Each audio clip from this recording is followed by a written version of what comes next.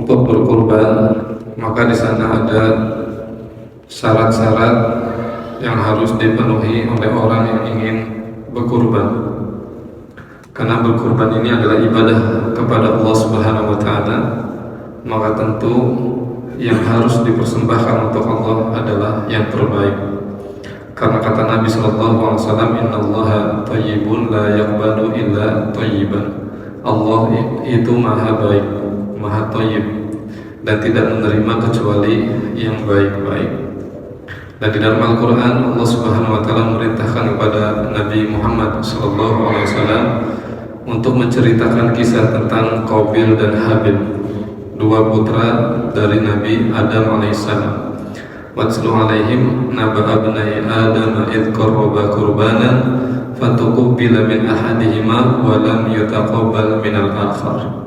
Dan ceritakanlah kepada mereka wahai Muhammad tentang dua anak dari Nabi Adam alaihissalam, yaitu Qabil dan Habil. Ketika keduanya mempersembahkan kurban untuk Allah Subhanahu wa taala, kemudian Allah terima dari salah satunya dan Allah tolak dari salah satu yang lainnya. Dan pada zaman Nabi Adam ini kurbannya belum ditentukan bentuknya atau jenisnya. Jadi masing-masing berkurban dengan apa yang mereka punya. Qabil dia punya pertanian, ladang sawah, kebun dan seterusnya. Kemudian Habil dia mempunyai peternakan. Kemudian di sana Qabil dia mempersembahkan yang buruk-buruk untuk Allah Subhanahu wa taala. Sedangkan Habil dia mempersembahkan untuk Allah ternak yang terbaik yang dia punya. Bahkan Imam Ibnu Katsir menyebutkan di dalam tafsirnya, saking Habil itu cinta sama ternaknya ini, itu dombanya, sampai sering digendong oleh Habil. Subhanallah. Dan ketika membawa ternaknya digendong oleh Habil, dipersembahkan untuk Allah Subhanahu wa taala. Dan sebagian ulama tafsir menyebutkan bahwasanya domba yang digunakan oleh Allah untuk mengganti Ismail adalah domba yang dahulu pernah dipersembahkan oleh siapa? Habil, putranya Nabi Adam. Kurban yang diterima oleh Allah Subhanahu wa taala dari putra Nabi Adam. Hadirin jamaah salat Isya yang dimuliakan Allah Subhanahu wa taala, di dalam surat Al-Hajj Allah Subhanahu wa taala menyebutkan kriteria hewan untuk dikurbankan. Allah Subhanahu wa taala berfirman dalam Al-Hajj ayat 34, "Wa likulli ummatin ja'alna mansakan liyadhkuru ismallahi 'ala ma razaqahum min bahimatil an'am." Dan bagi setiap umat telah kami syariatkan penyembelihan hewan kurban.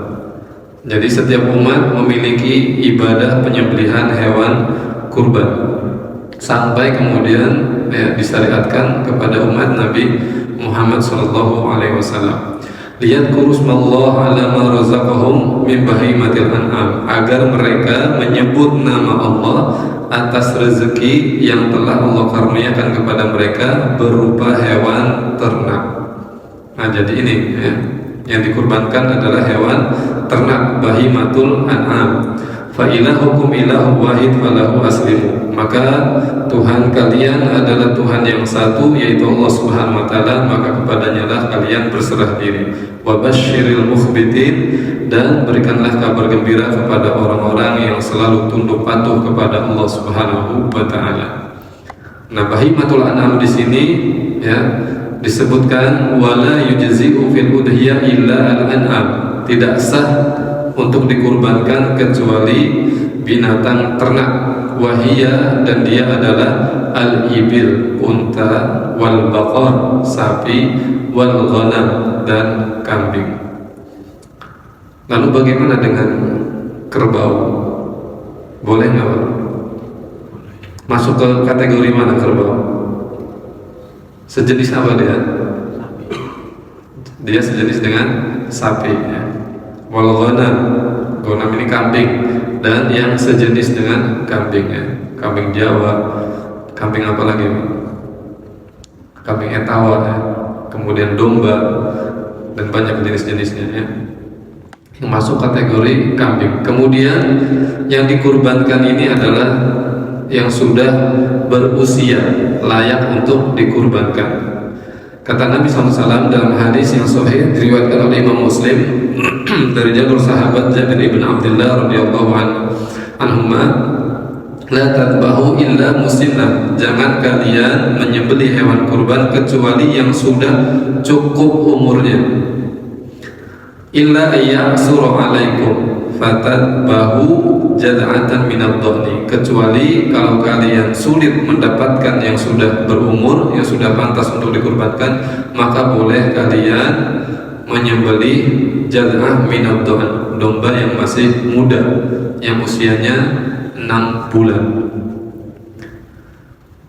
Lalu berapa usia hewan yang boleh dikurbankan? Kalau kambing berapa Pak? Kambing satu tahun. Sudah mencapai 1 tahun ya, masuk ke tahun kedua, maka boleh dikurbankan. Kalau sapi berapa tahun? Dua tahun, dan masuk atau jalan tahun ketiga, maka boleh dikurbankan. Kalau unta berapa tahun? Tinggal 1, 2, 3. Kalau unta 5 tahun. Kalau sudah usia 5 tahun baru boleh dikurbankan. Nah ini aturannya, la tadbahu illa musinnah, kata Nabi, jangan menyembelih hewan kurban kecuali hewan-hewan yang sudah cukup umur. Kalau kambing 1 tahun ke atas, sapi 2 tahun ke atas, unta 5 tahun ke atas. Dan kata Nabi, kalau kita susah mendapati ya hewan-hewan yang sudah cukup umur ini untuk dikurbankan, maka boleh kita berkurban dengan jad'ah minad dha'an. Jad'ah minad dha'an itu kambing domba kambing beda ya. Tapi domba ini sejenis kambing ya. Pokoknya domba yang masih muda, jad'ah minad dha'an ini, yaitu yang berusia 6 bulan. Nah di sini para ulama menyebutkan bahwasanya ya, wa anna jad'ah minad dha'ni la tujzi'u illa inda adami wujudi al-musinnah. Boleh seseorang berkurban dengan jad'ah ya, domba berusia 6 bulan kalau memang tidak mendapati binatang ternak ya, yang sudah cukup umur, maka dia milih jad'ah ini. Tapi kalau ternyata di sana ada yang sudah cukup umur, maka dianggap tidak sah dia berkorban dengan jad'ah ya. Tapi ulama sebagian yang lain menyebutkan boleh ya, baik dia mendapati yang sudah ada cukup umur maupun tidak ya. Jadi sesuai kemampuan dia mampunya beli domba yang usia 6 bulan, maka itu yang dikurbankan ya.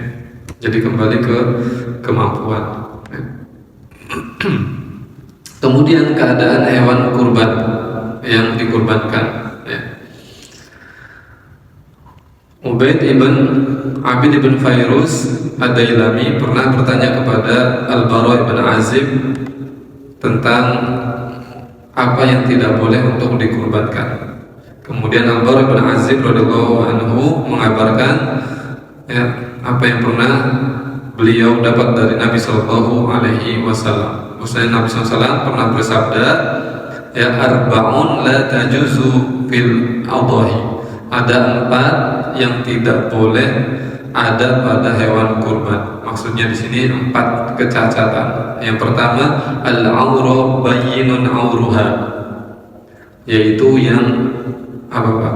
Aura, yang picat atau buta, baik sebelah matanya apalagi dua-duanya. Wal marid bayyinun maraduha, dan ya, yang sakit, yang jelas sakitnya, yang mempengaruhi keadaan tubuh si hewan.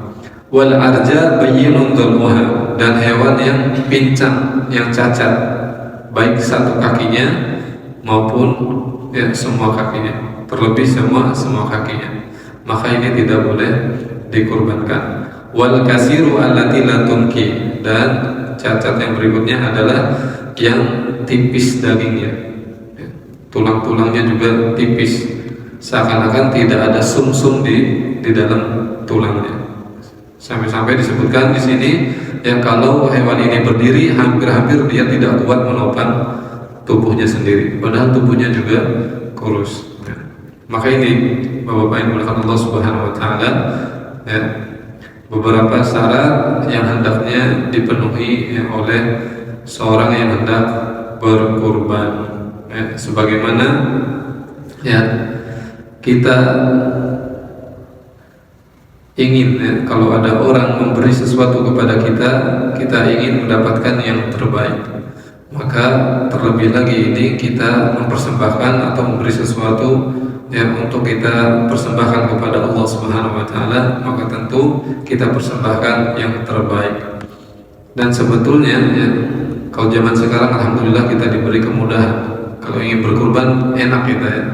Bahkan kita bisa memilih mau berkurban di mana, itu sudah banyak di sana lembaga-lembaga yang membuka pintu kemudahan untuk kita berkurban. Tapi tentu feel berkurbannya itu berbeda. Kalau kita ada apa namanya dramatisnya gitu kan, untuk berkurban itu feelnya akan lebih kena. Berkurbannya akan terasa bahwa kurban ini ibadah kita kepada Allah Subhanahu wa taala. Kita keluarkan ya, harta dari hasil yang terbaik yang kita usahakan, kemudian kita pergi ke penjual kambing atau sapi atau unta, kemudian kita pilih yang terbaik, kemudian kita bawa ke tempat tinggal kita urusin, kita kasih makan, sampai kemudian hari H kita sembelih sendiri, kemudian kita bagi sendiri ke orang-orang yang membutuhkan.